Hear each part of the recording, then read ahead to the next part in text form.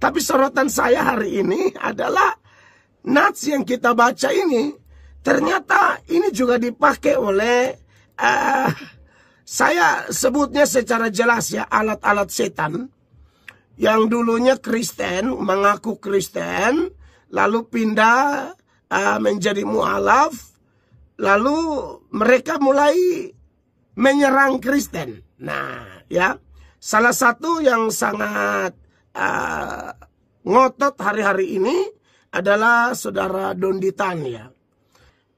Puji Tuhan ya, firman Tuhan yang kita baca ini adalah firman Tuhan yang luar biasa. Seluruh firman Tuhan itu luar biasa. Dari Kejadian sampai Wahyu. Kenapa firman Tuhan itu luar biasa, saudara-saudara? Karena yang mengilhamkan firman itu adalah Roh Kudus. Ya, tidak ada hamba Tuhan, apalagi penulis-penulis Alkitab, mereka berbicara dengan kehendak mereka sendiri. Tapi semua mereka itu, saudara-saudara, bicara dengan dorongan Roh Kudus ya. Jadi, kalau Bapak bilang PB mengutip dari PL, kira-kira Pak Budi tahu nggak berapa ayat yang dikutip oleh penulis PB dari PL? Silakan Pak. Saya tidak pernah menghitung, tapi jelas banyak sekali. Silakan. 937 tepatnya, hampir 1000 ayat Pak. Artinya, kalau penulis PB banyak sekali mengutip dari PL, pertanyaan saya, apakah penulis PB ini diilhami oleh Roh Kudus atau diilhami oleh PL? Paulus hantam itu penyesat-penyesat di mana-mana. Ya, dan konsekuensinya ya dia harus menderita, tapi tidak apa-apa. Harus babat.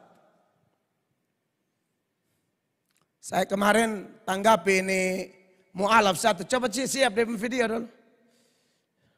Donditan, dia suka kutip-kutip ayat baru ajar bikin kacau. Iblis satu nih, perhatikan. Dia memang iblis, omong saja. Kenapa kok saya punya dasar apa bilang Donditan anak setan? Karena yang suka rubah-rubah firman cuma setan. Tidak mungkin kau dipakai oleh Tuhan, kau dipakai setan. Dan kau dengan orang-orang sejenismu yang suka kutip-kutip ayat Alkitab lalu ngaur, setan punya turunan kau. Kita mengasihi semua orang, tapi khusus yang gila-gila begini kita babat. Belum makan sudah kenyang, belum kenyang sudah makan. Apa maksudmu bolak-balik makan ini? Artinya apa Mbak Udin? Dokter akal, si Julius,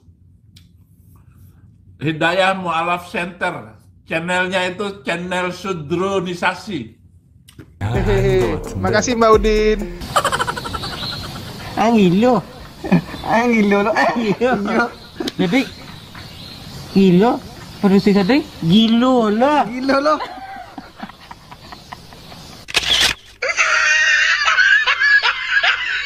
Salibkan dia. Hari ini kau bertobat. Assalamualaikum warahmatullahi wabarakatuh. Berjumpa lagi dengan Jadi Hanci ya, channel yang mengedukasi dan menghibur. Kita ketahui bersama Pendeta Mel Atok. Ini benar-benar sangat dendam kesumat dengan yang namanya Kodonditan. Selain mengatakan Kodondi sebagai setan, sebagai iblis, sebagai penyesat, pasti masuk neraka ya. Bahkan kalau kita lihat Mel Atok ini makin hari mirip sama Luga. Jadi panitia surga. Dia yang menentukan siapa yang masuk neraka, siapa yang tidak. Dan Kodondi, dia katakan pasti masuk neraka ya. Luar biasa, digaransi teman-teman. Digaransi masuk neraka. Jadi kita lihat makin ke sini, kebencian benar-benar menyelimuti hati dari Pendeta Mel Atok. Khotbah setiap hari ngomong, maafkan orang, agama Kristen kasih, tapi yang kita lihat hanya cacian, hanya caci maki, dan juga umpetan yang keluar dari mulut seorang Mel Atok kepada Kodondi. Dan yang luar biasanya, Kodondi tidak memilih membalas. Tidak membalas ya teman-teman. Karena bagi Kodondi untuk apa? Menggubris makian orang, menggubris kebencian orang, mending fokus. Fokus memberikan pengajaran agar teman-teman kita di luar sana tersadarkan, tercerahkan, teredukasi. Itu yang paling penting. Kita hanya memberitahukan kebenaran yang kita dapatkan.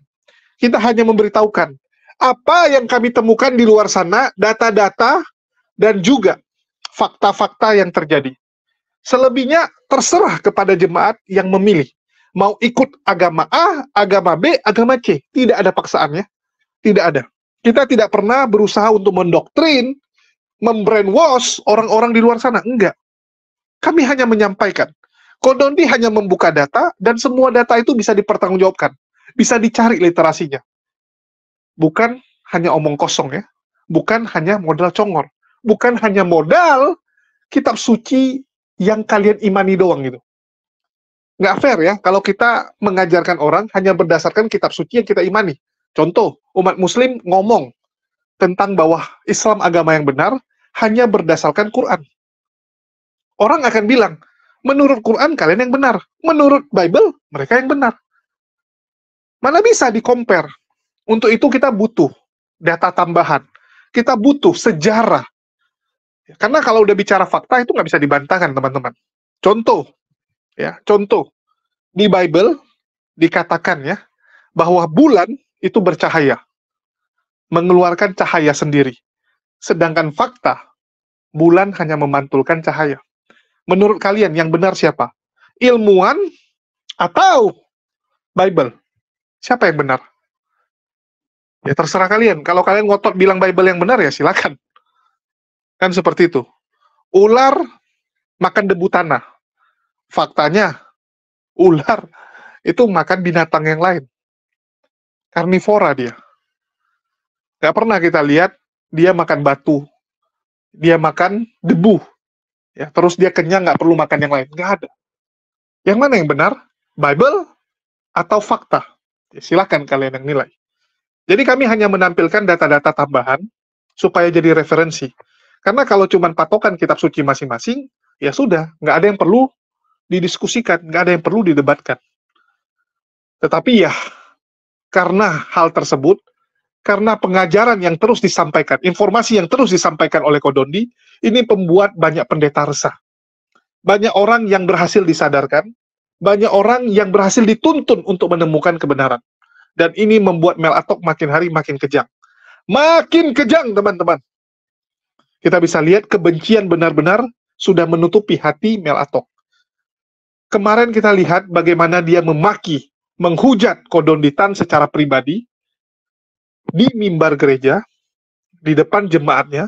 Kali ini dia menghujat Kodondi saat ngisi siaran radio. Bayangkan, ngisi siaran radio, dia hujat orang lain. Saya nggak tahu ya, itu pendengar radionya apa semua Kristen atau ada yang agama lain.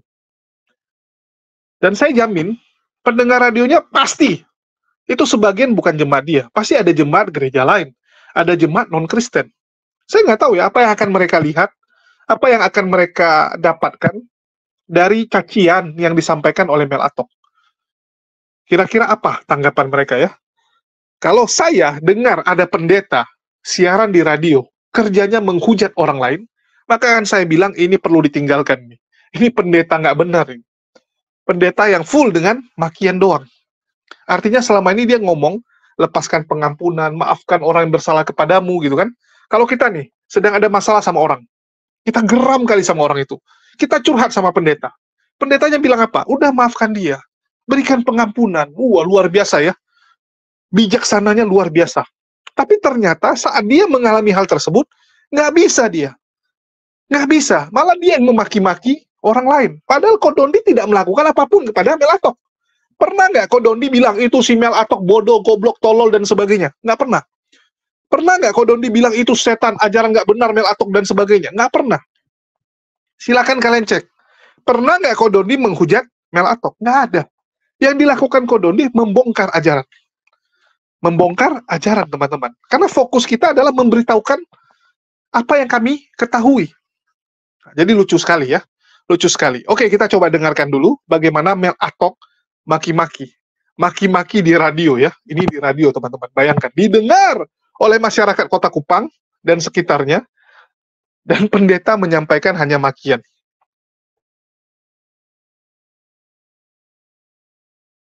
Tapi sorotan saya hari ini adalah nats yang kita baca ini, ternyata ini juga dipakai oleh, saya sebutnya secara jelas ya, alat-alat setan. Yang dulunya Kristen, mengaku Kristen, lalu pindah menjadi mualaf, lalu mereka mulai menyerang Kristen. Nah, ya, salah satu yang sangat ngotot hari-hari ini adalah saudara Donditan ya.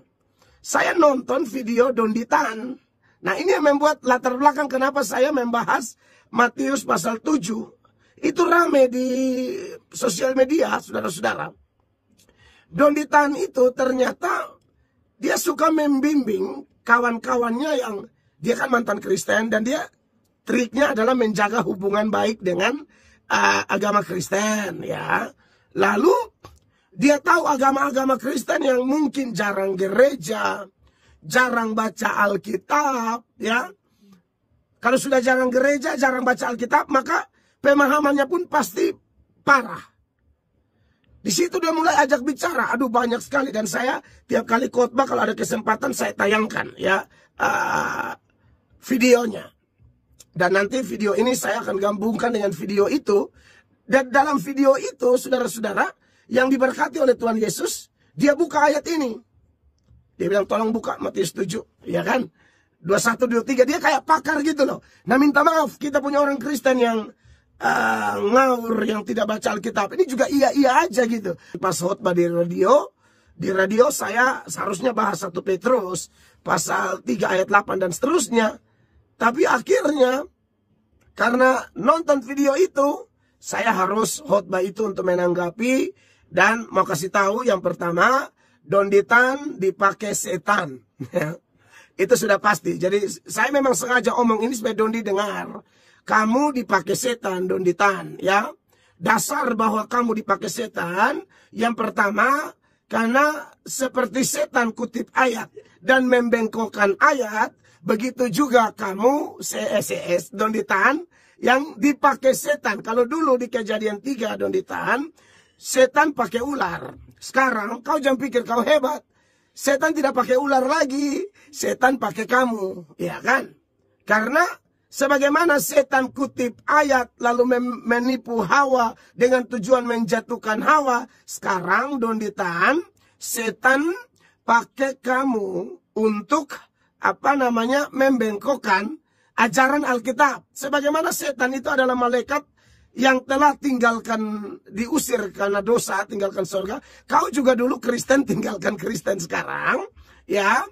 Jadi mirip sekali, gitu ya. Satu tinggalkan surga, satu tinggalkan gereja. Nah, kalau kita lihat dari begini, supaya maksud saya gini, saya akan tetap bilang kau setan. Kamu kenapa saya bilang kau setan? Persis, hanya setan yang kutip kitab suci kami, lalu ditafsir semau dia. Padahal dari awal khotbah ini saya sudah buka 2 Petrus 1 ayat 19-21 yang mengatakan bahwa tidak bisa kitab suci kami orang Kristen Injil kekal ini ditafsir secara bodoh, ditafsir secara ngawur, ditafsir seenak maumu saja. Tidak bisa begitu, ya. Jadi, kau jangan kutip Matius 7. Dan bukan cuma kau. Semua orang yang kutip ayat ini, lalu pemahamannya seperti Anda, entah dari siapa Anda belajar, kau dengar, kalian semua setan, punya anak. Begitu, ya. Saya pendeta Mel Atok yang omong, dan saya tidak akan berhenti omong, kecuali kalian stop mengutak-atik kitab suci kami. Begitu, ya. Jadi Donditan, anak setan, dipakai setan. Kau dengar bahwa ayat ini tidak bermaksud demikian. Ya, ayat ini bukan berarti kalau orang panggil Yesus Tuhan, lalu orangnya masuk neraka. Salah. Justru yang mengaku Yesus Tuhan itu masuk surga. Nanti saya jelaskan kenapa orang-orang ini berseru kepada nama Tuhan Yesus, bernubuat demi nama Tuhan Yesus, bikin mujizat demi nama Tuhan Yesus, usir setan demi nama Tuhan Yesus, tapi mereka kemudian masuk neraka. Nanti saya jelaskan. Bukan itu maksudnya, dan buat si orang Kristen yang gampang dibodohi itu, saya kasihan. Kok kalian tidak dituntun oleh pendeta-pendeta yang belajar berdoa mengajarkan kebenaran, kok dituntun oleh mantan Kristen yang tinggalkan Kristen lalu belajar Alkitab untuk menghantam Alkitab dengan otaknya yang sudah terkontaminasi oleh setan itu. Nah, ini saya perlu jelaskan ya. Jadi wajib orang Kristen itu syarat masuk surga ya harus panggil Yesus Tuhan. Dasarnya terlalu banyak ya. Saya buka dulu. Yang pertama saya tunjukkan bahwa Yesus itu sebenarnya Tuhan semua orang.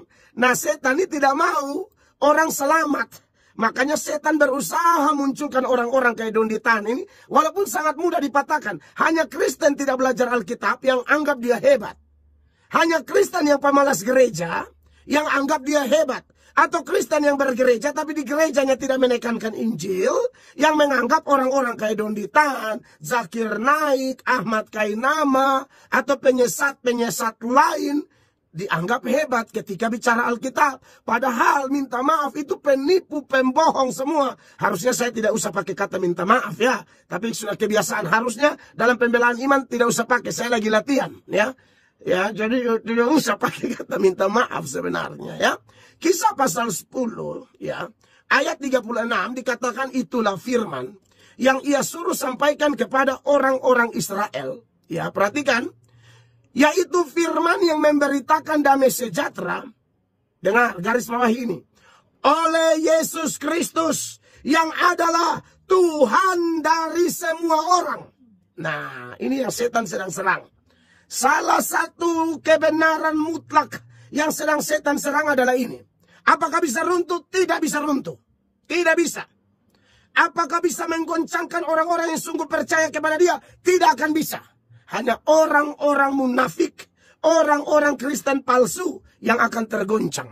Dan salah satu Kristen palsu itu, ya, salah dua lah. Donditan dan Ahmad Kainama itu, Ustadz Ahmad Kainama, itu mantan Kristen semua. Dan itu adalah dulunya Kristen palsu, pembohong, omong kosong. Mereka adalah serigala-serigala berbulu domba yang pernah ada di Kristen, tapi puji Tuhan sudah keluar. Mereka pikir mereka keluar bisa serang Kristen seenaknya. Lu salah tempat. Banyak pembela iman. Saya ini hanya salah satu saja. Terlalu banyak yang luar biasa itu. Ya, saya salah satu yang memang mau belajar dan mau hantam kalian.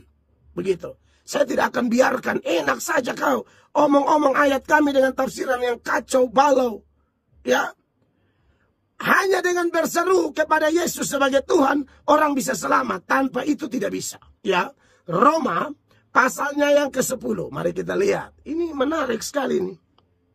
Mulai ayat 9. Ini ayat bilang apa? Sebab jika kamu mengaku dengan mulutmu bahwa Yesus adalah Tuhan dan percaya dalam hatimu bahwa Allah telah membangkitkan dia dari antara orang mati, maka kamu akan diselamatkan. Syarat keselamatan apa? Mengaku dengan mulutmu bahwa Yesus adalah Tuhan. Ya.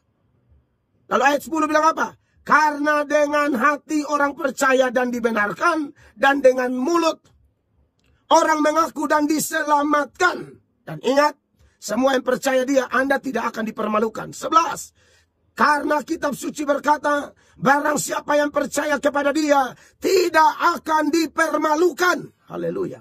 Jadi kalau ada yang mempermalukan kami, kau salah, kami tidak akan dipermalukan.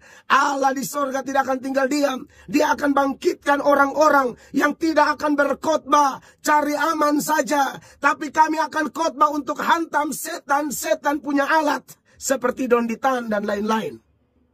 Ya, kamu dipakai setan. Kamu jangan pikir kamu hebat. Ya, saya akan berhenti ngomong ini kalau kau tidak ganggu kitab suci kami. Karena yang ganggu kitab suci Kristen hanya setan dan alat-alatnya. Itu sudah terbukti di kitab suci kami. Kami ngomong dengan dasar yang jelas. Ya. Jadi saudara-saudara harus sungguh-sungguh datang kepada Tuhan Yesus Kristus. 12. Sebab tidak ada perbedaan antara orang Yahudi dan orang Yunani. Karena Allah yang satu itu adalah Tuhan dari semua orang. Kaya bagi semua yang berseru kepadanya. 13. Sebab barang siapa yang berseru kepada nama Tuhan akan diselamatkan.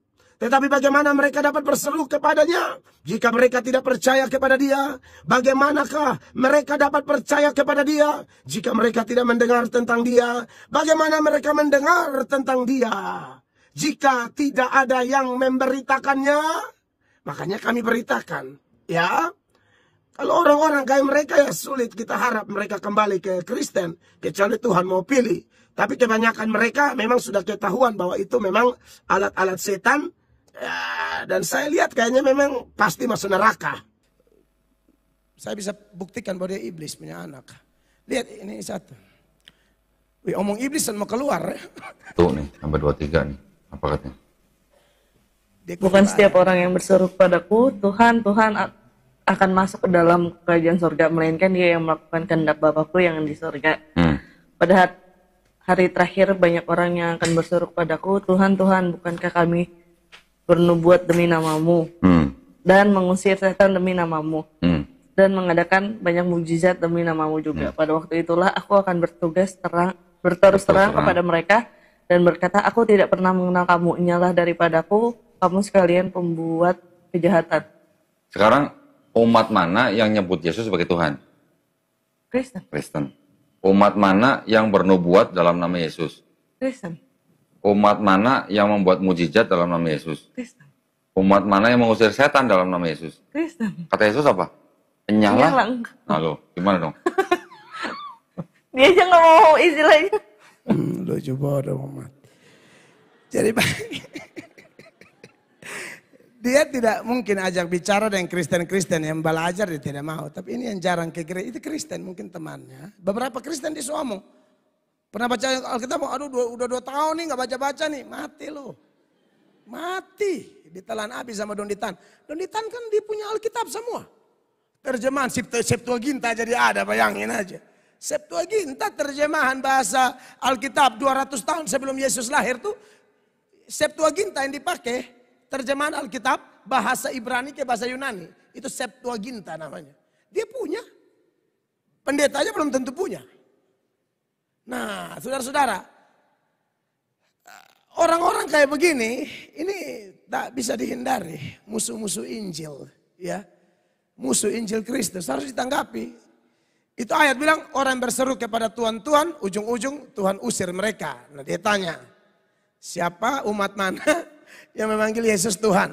Kristen. Umat mana yang buat mujizat dalam nama Yesus? Kristen. Umat mana yang bernubuat dalam nama Yesus? Kristen. Umat mana yang bikin mujizat dalam nama Yesus? Kristen. Kata Yesus apa? Nyalah. Nah lo. Itu ayat bukan arti itu. Matius 7 ayat 21 sampai 23.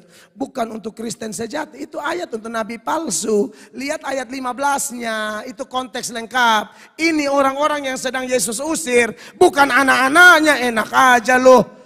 Lo yang benar aja lo. 7:15.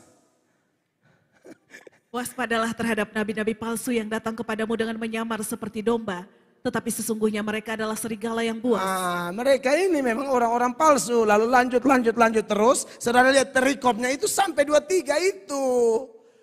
Kalau anak Tuhan Yesus tidak mungkin terhilang. Justru syarat kita masuk surga, saya sudah khotbah di Paskah, harus mengaku Yesus Tuhan. Roma 10 ayat 9. 1, 2, 3. Sebab jika kamu mengaku dengan mulutmu bahwa Yesus adalah Tuhan dan percaya dalam hatimu bahwa Allah telah membangkitkan dia dari antara orang mati, maka kamu akan diselamatkan. Tepuk tangan. Jangan percaya ajaran bodoh dari anak setan nama Donditan. Yang setan-setan begini harus omong terang benderang supaya anak-anak kita tahu. Pasin setan lewat dong geser, jangan nonton. Itu maksud saya. Kenapa kok saya punya dasar apa bilang Donditan anak setan? Karena yang suka rubah-rubah firman cuma setan. Tidak mungkin kau dipakai oleh Tuhan, kau dipakai setan. Dan kau dengan orang-orang sejenismu yang suka kutip-kutip ayat Alkitab lalu ngaur, setan punya turunan kau. Kita mengasihi semua orang, tapi khusus yang gila-gila begini kita babat. Kita hormat semua orang. Mantap kan kayak NU kemarin. Rapat NU. Di mana begitu? Sudah ada keputusan dari NU se-Indonesia. Tidak boleh menyebut agama lain kafir. Hormat diberi. Itu dong, teladani. Jangan orang-orang Islam. Semoga kalian ada nonton. Jangan percaya itu dong ditahan. Percaya dong tokoh-tokoh agama Islam kalian kayak NU tuh keren. Hargai orang beda agama. Kami tidak pernah ganggu agama kalian. Ini satu nih dia datang bikin kacau. Jangan percaya dia. Ini kalau di TikTok rame nih. Tapi begini, saudara, memberitakan Injil tidak bisa menghindar. Amin. Tidak bisa. Harus buktikan dengan data. Saya sudah tunjukkan toh kenapa Apolos menjadi begitu berguna bagi jemaat. Teman-teman sudah dengar kan bagaimana di radio seorang pendeta memaki Kodondi. Dan sampai detik ini tidak digubris oleh Kodondi. Ya, makian pribadi tidak digubris. Yang ada apa? Kodondi menantang Mel Atok. Menantang Mel Atok untuk membuktikan siapa yang lebih ngerti. Karena kan selama ini Mel Atok selalu ngomong apa? Donditan tidak ngerti, sok hebat, merasa pintar, dan sebagainya. Tapi di satu sisi dia mengakui bahwa Kodondi menguasai Bible. Punya buku lengkap, punya literasi lengkap, bahkan punya Septuaginta. Yang pendeta saja belum tentu kuasai. Setengah lebih pendeta itu nggak menguasai Septuaginta. Nggak ngerti mereka. Nggak ngerti, teman-teman. Tapi Kodondi tahu.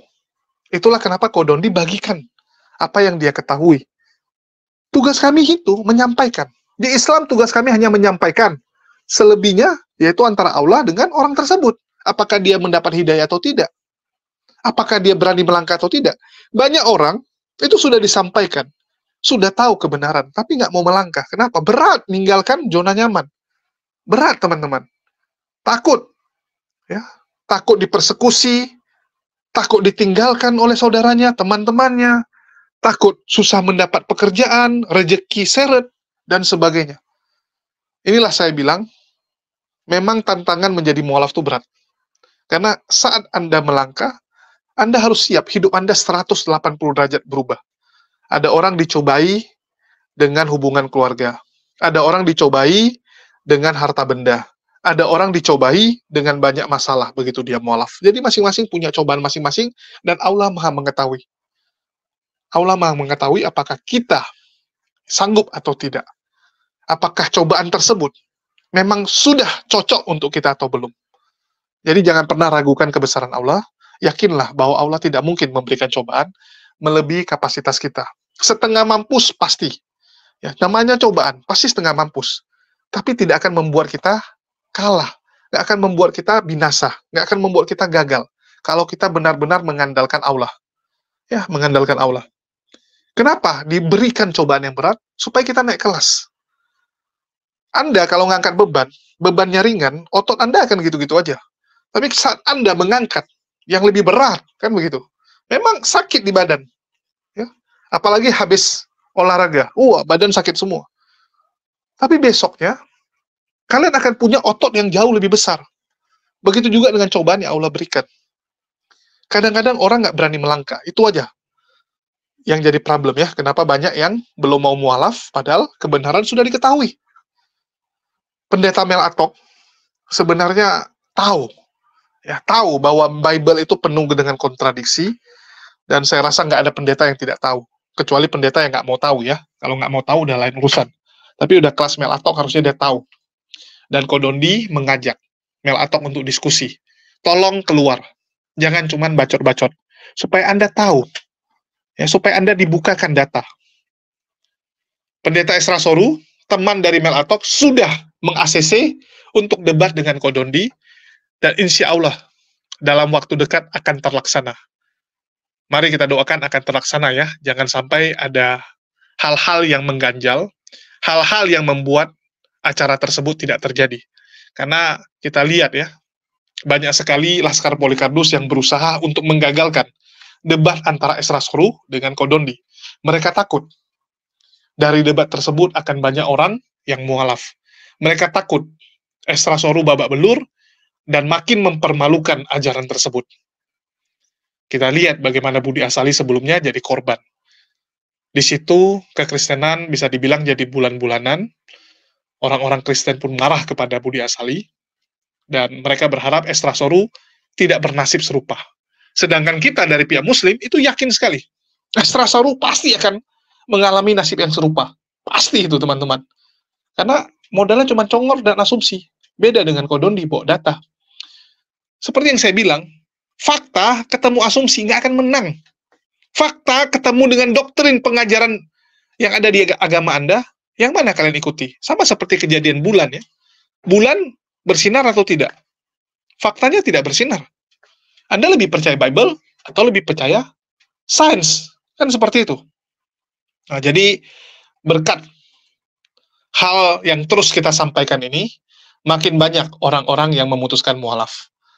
Bahkan walaupun dihujat sana-sini ya, Kodondi lebih memilih fokus memberikan pengajaran kepada teman-teman kita dari seberang, dan alhamdulillah bertambah terus orang-orang yang memutuskan mualaf. Contohnya seperti ini ya. Setelah syahadat harus bisa menunjukkan lebih sayang dan lebih sayang lagi ya pada orang tua ya. Oke, yang ketiga, di dalam Islam itu ada syariat. Ya, setelah kita nanti bersyahadat, insya Allah ada sholat, ada zakat, ada puasa, ada haji jika mampu. Ya. Oke, yang jika mampu cuman hajinya ya. Ya. Kalau sholat, zakat, puasanya ini wajib nih. Wajib. Oke. Nah, apakah saudara Antonius Renal ini berjanji di depan saya dan di hadapan Allah Subhanahu wa Ta'ala untuk melaksanakan syariat-syariat tersebut?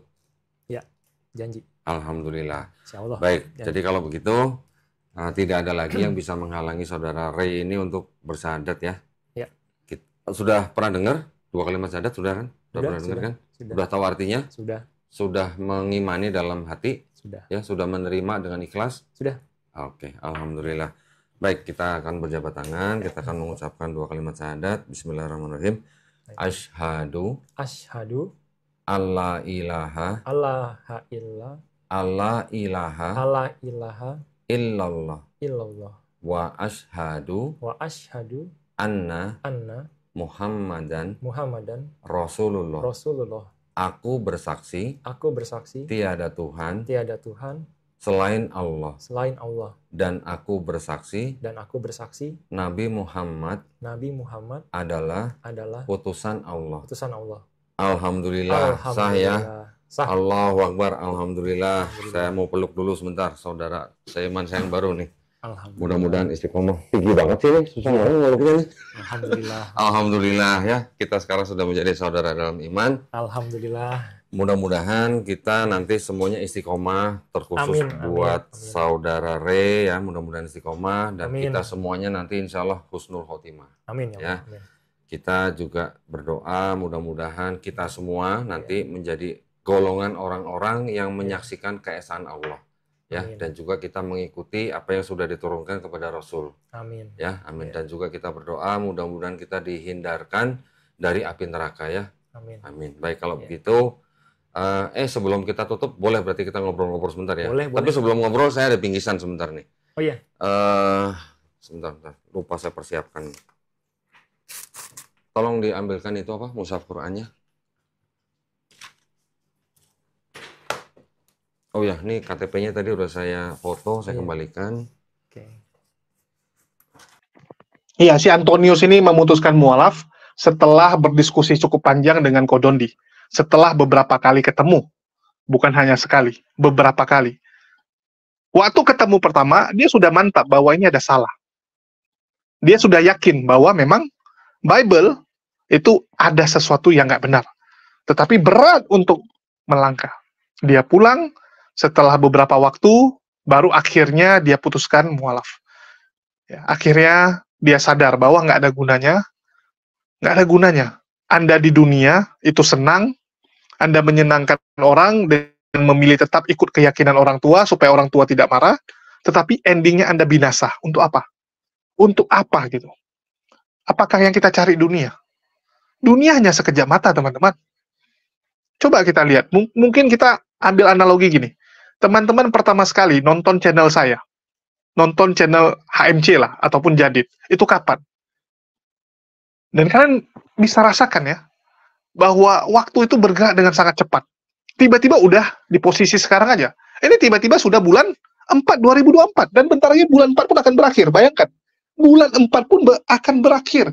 Padahal kita baru merasakan tahun baru ya. Saya baru merasa bahwa beberapa waktu yang lalu tahun baru. Tiba-tiba udah bulan 4. Cepat teman-teman. Jadi apa yang kita kejar? Cobalah. Kalau hanya untuk dunia. Apa guna dunia? Apa guna dunia teman-teman? Itu sih yang paling penting ya.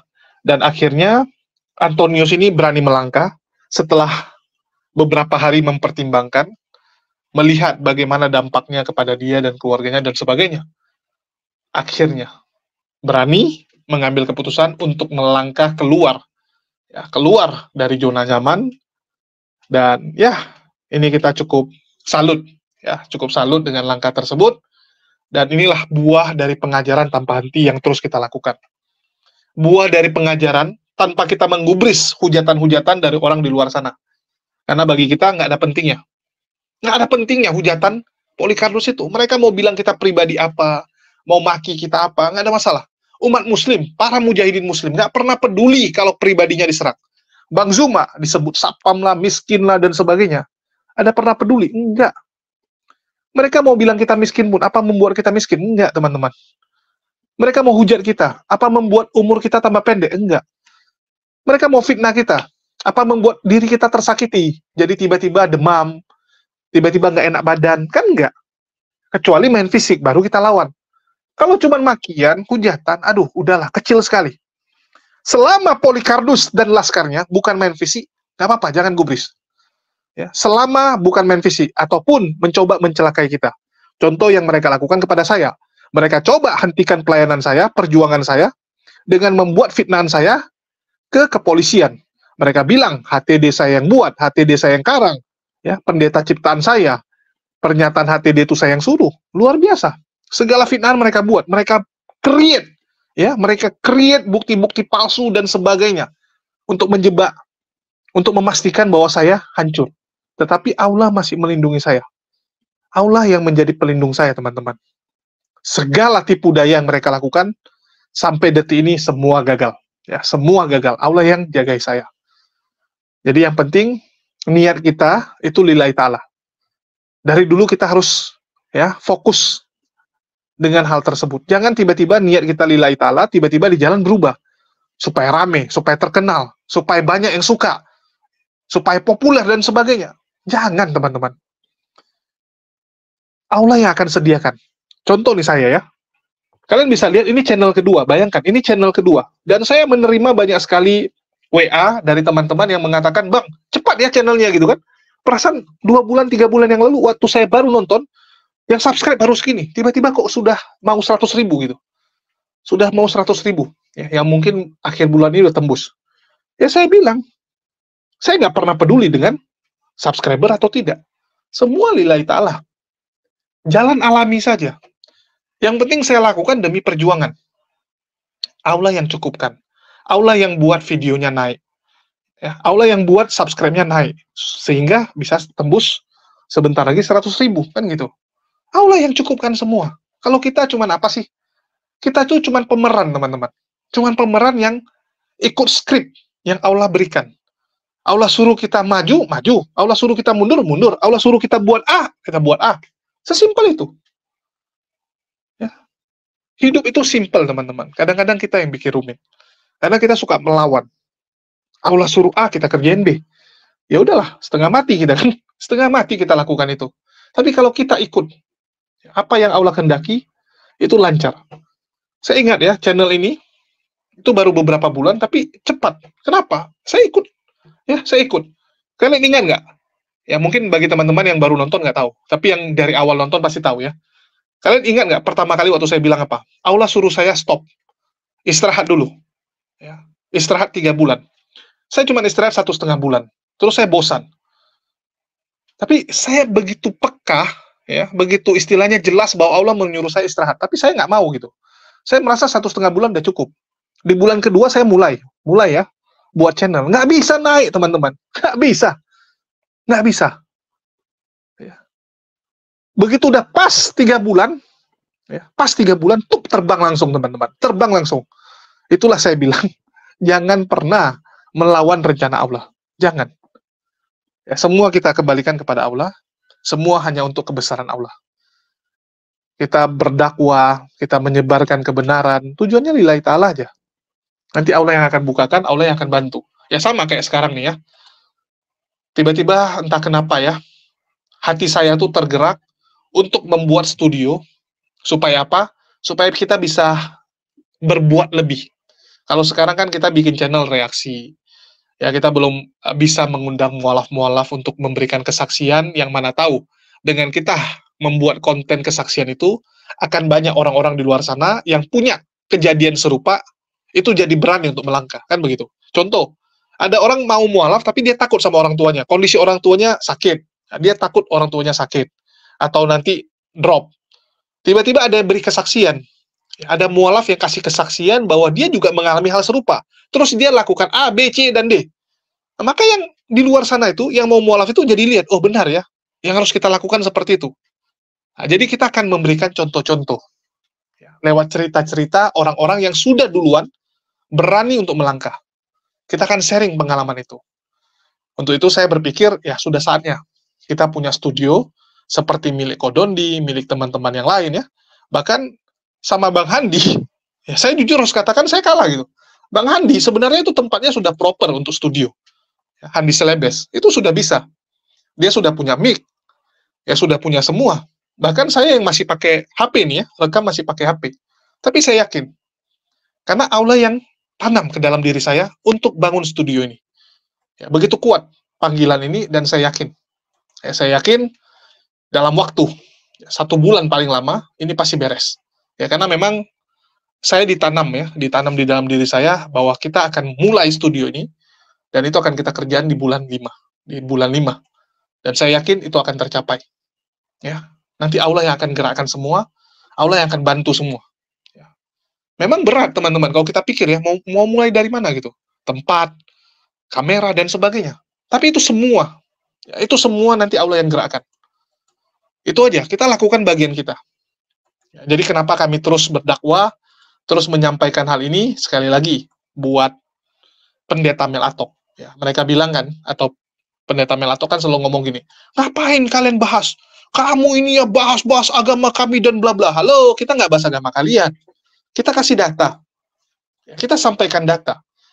Mohon maaf kalau tersinggung. Mohon maaf kalau kalian merasa jadi korban. Merasa gara-gara apa yang kami sampaikan, banyak jemaat Anda yang memutuskan mualaf, dan Anda merasa bahwa ini merugikan kalian. Mohon maaf. Ya, mohon maaf. Kami hanya menyampaikan, kalaupun mereka memutuskan mualaf, itu atas inisiatif mereka, atas pilihan hidup mereka. Bukan kami yang paksa. Begitu juga dengan Anda. Walaupun Anda doktrin bagaimanapun jemaat Anda, kalau memang hatinya ingin mencari kebenaran, ingin belajar, pasti hidayah akan menghampiri dirinya. Oke, itu aja sih yang mau saya sampaikan. Makasih buat teman-teman semua yang udah nyimak dan mendukung channel ini. Makasih buat semuanya. Di akhir kata saya ucapkan, wassalamualaikum warahmatullahi wabarakatuh. Sampai jumpa di konten-konten kita berikutnya.